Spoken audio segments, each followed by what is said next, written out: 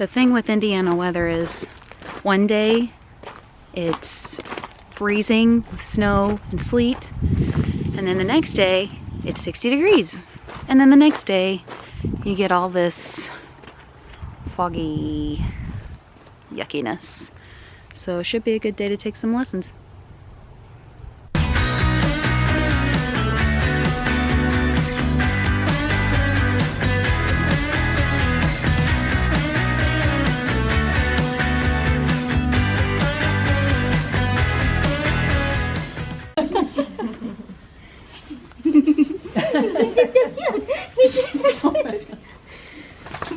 Poor baby. Do you want to wear it, Sasha? Anything, just pay attention to me. She's such a jealous Sit. brat. She wants to sit on your feet, yeah. Sit. Good job, baby bug. Sit down, miss. She's too busy with Oh, there she goes. That looks good. Well, let's not eat it. Sit. Oh, you're so pretty. So, I did. So whenever we start our lessons, we always start out with a 2-point stretch, just at a walk, going around the arena a few times. You'll notice as I come around here that you'll see my toe is pointed way out and my heel is digging into Tino's side. And he's such a good boy that it doesn't really faze him a whole lot, but I don't want it to do that. So this week in lessons, we actually worked on my heel position and my toe position. What I do is I push my heel down, or I try to, and it in turn will push my toes out. So instead of thinking heels down, I have to think toes up and try not to put as much pressure in my stirrups. I am like the least flexible person on the face of the earth.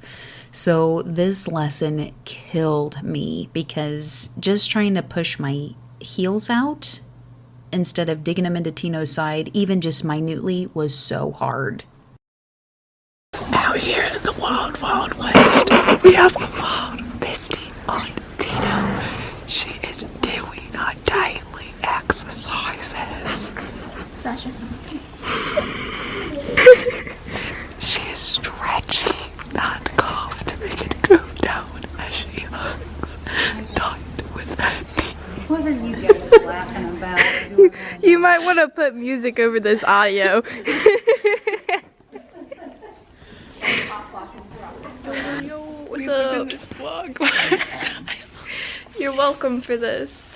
Stretch your heels down towards the back of his legs. That's it, right there. That's a good heel position. Now roll those knees in. Now you know what to do. Right? The knees in between your toes should be forward. Like this. Like they should face forward, not face out. Okay. I don't know how it is for you guys, but for me, sometimes when we work on something over and over and over until it clicks, I'll hear the same thing. So for the longest time with my trot, since I would kind of sit forward and off of my butt bones, Tara would say, sit back, sit deep, sit back, sit deep. So all the time now, whenever I'm trotting, that's what I try to think of. In this lesson, it was toes up, show me your heel, toes up, show me your heel.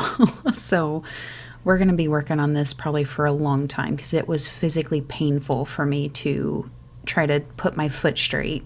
And that's just something that's going to take a lot of muscle memory to fix.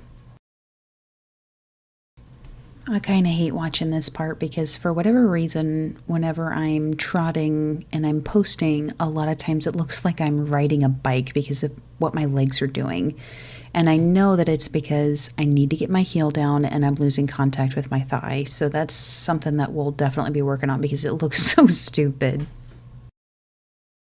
I do have to be positive just a smidge because I'm sitting up really straight, and for me, that is a huge accomplishment. Oof. So right about here is where Tara told me to drop my stirrup irons, which was kind of hard for me to do super fast, so that's something that we'll have to work on, but I'm still able to post, so I feel like we've still come a little bit of a ways, but you can tell I'm still having a hard time putting my heels down and my toes up even when my feet aren't in the stirrups, so we've got some work to do.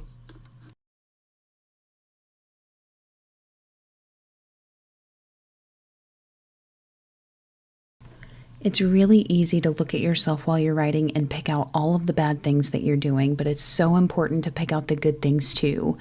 And in this little clip, I'm super proud of us because, I mean, he could be more collected, he could be more round, but this is the most relaxed we've been in the canter, and this is probably the best my position has been because for the longest time, I would lean forward in the canter instead of trying to sit back and sit up.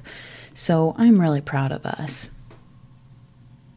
It's a Tara in her natural position. At the Wild West, we have a natural Tara in the farm. She is drinking her vintage cup of the coffee that has about 6 sugars in it.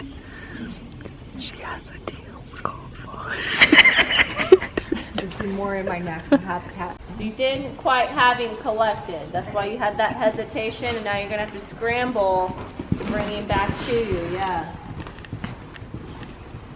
So lots of upper leg. It doesn't necessarily squeeze with that upper leg, but roll it in and shove that heel out.